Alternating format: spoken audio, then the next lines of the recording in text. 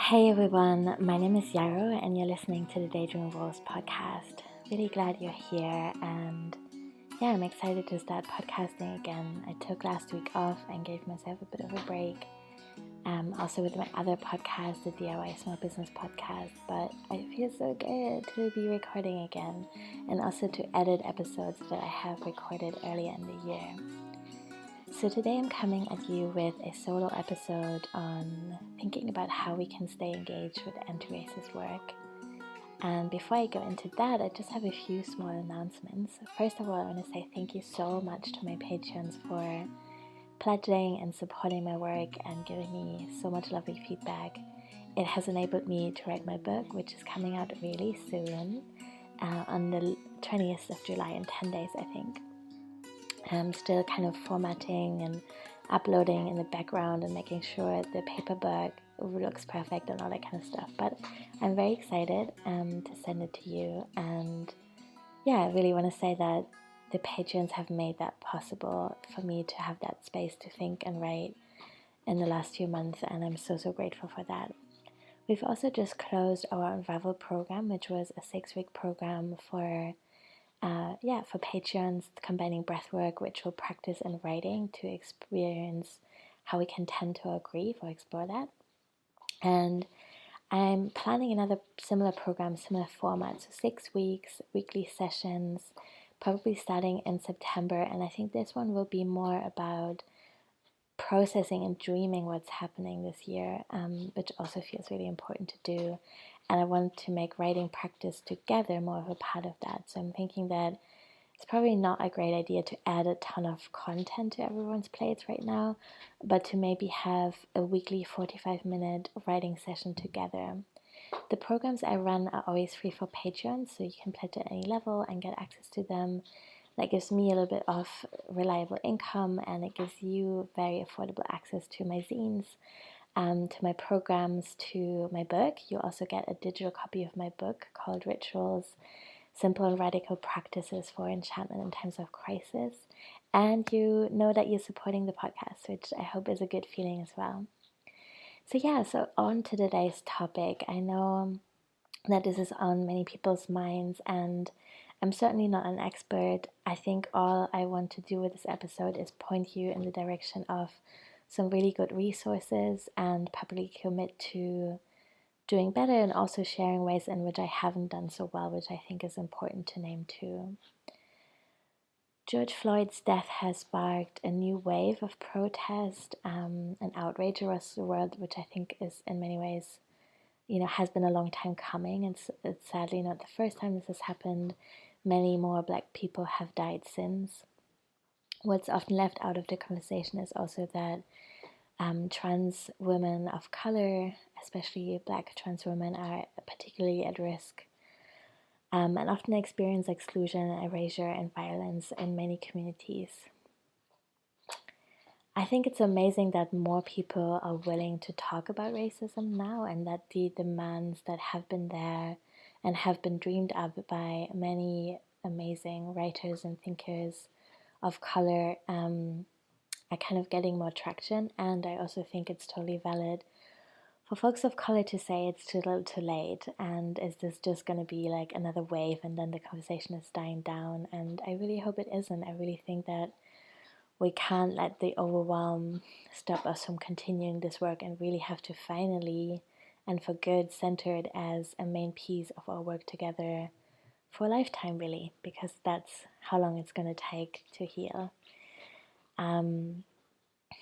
I don't know, what that looks like for each of us. I think it can look like different things, but I really want to do better in this podcast, not just with bringing more stories and lived experiences from people that have other marginalized identities to my own in, but also by creating a space where people feel more welcome to express their anger and rage and grief. I think that, there's so many things I really, really love about podcasting. The intimacy, the audio format, the way that we get to talk to each other in more depth and really hear each other's stories. But also I think there is, especially in the spirituality and wellness industry, often a lot of pressure to talk about the modalities that have worked for us and the things we've overcome and the way we things, maybe the way we have turned things around for ourselves, which is obviously great and also a really important part of the conversation. But I think I would like to talk more about things that we regret, things in which we have maybe not done what we wish we could have done, but also things that make us angry and sad and that cause us great grief. To really name that and to kind of open the space for discomfort with what comes up is something that I would really like to do. I so often hear people say that they feel really overwhelmed, white folks that is, and that's definitely something that I have said in the past, which I deeply regret. And I don't know really where I'm going with this. I think I just want to be part of a conversation with other white people about how we can stop using that as an excuse to kind of shut down and disengage. Because, yeah, that's just not okay anymore. It has never really been okay. And I feel, yeah, I'm really sorry for moments in which I have done that, in which I have maybe not taken someone else's experience serious enough, in which I have perpetuated harm by taking up space that wasn't mine to take up. And yeah, just wanted to say that I think we just all have to start somewhere, for sure. I think we have different levels of access to education and different levels of space to think critically with the other demands that are in our lives. But I think we really cannot let this movement freeze us. It is overwhelming in some ways, but it is overwhelming for us in different ways. And I think we really have to look in the mirror honestly and ask ourselves if we're doing the best that we can in this moment, the best that we can in sharing the power that we have, the resources, the access, and listen, really learning to listen as well. I also sometimes hear people say that they have a sense that they can't do it right at the moment, and I think that's probably true, and that's probably also not surprising in a way, because I think we have silenced this conversation for so long and denied a lot of people space to voice their anger and rage. And so when there's memes going around now that say like, oh yeah, when there's a wave of racialized violence, then what white people are doing is to join book clubs, and I think it's easy to then retreat and be like, well, I thought I was going to educate myself, like what am I supposed to do? I think that I would really like to bring in more resources and conversations in here to illustrate that there's so many things that we can do and that they're all important and that we all have to find our own ways to prioritize how we spend the time and energy that we have to spend.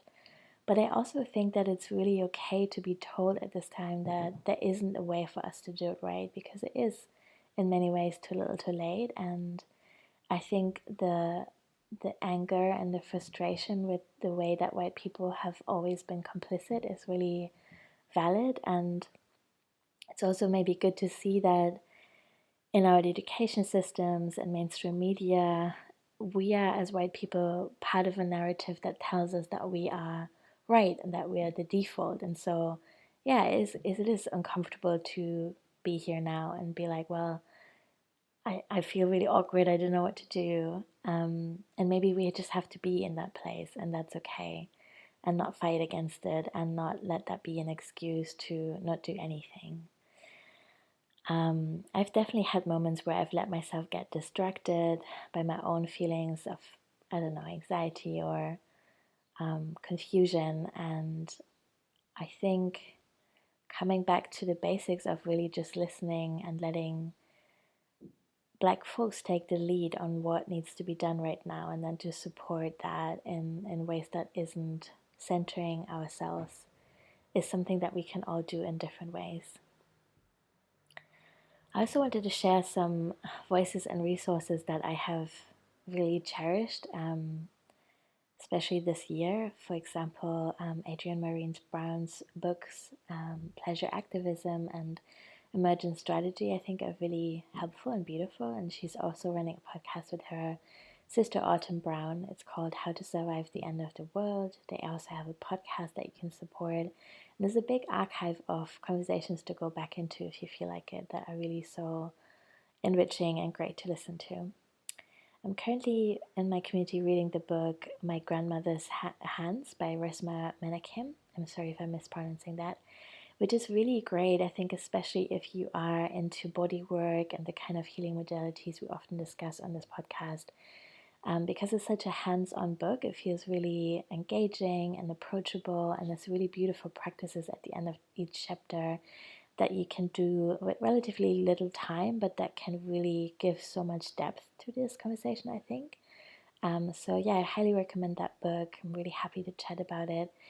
And then for folks who are, well, really for folks who are anywhere, but if you're interested in learning a little bit more about racism in the UK and how it's how it sits in its historic context of colonialism, then Why I'm No Longer Talking to White People About Race by Reni Eddo-Lodge is a really cool book as well. Certainly has been eye-opening for me. And another charity I want to name is Black Minds Matter, which is an organization that gives free therapy to Black people in the UK.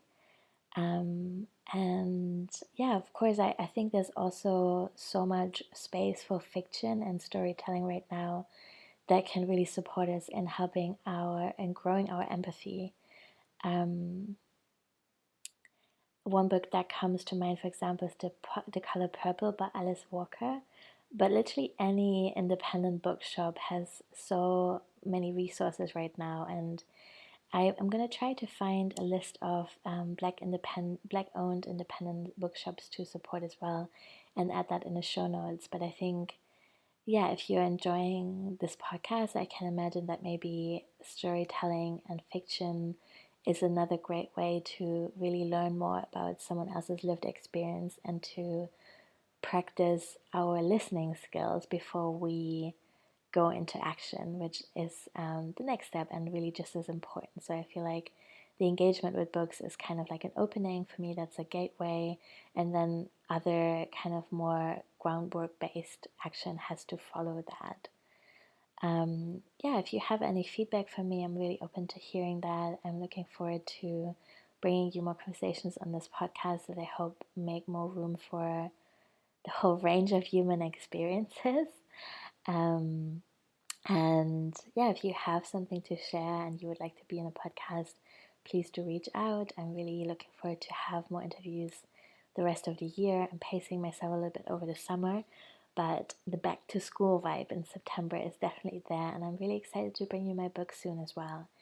I'm gonna read you the first chapter next week on the podcast, and then by that time I hope that pre-orders will be ready as well. Thank you so much for listening and being part of this conversation. I feel like I've just rambled a bit and shared a few resources, and maybe that's okay. I just wanted to make a start, and I'm hoping to obviously deepen this dialogue in lots of different ways. So, yeah, thank you so much for listening, for being here. I see you next week.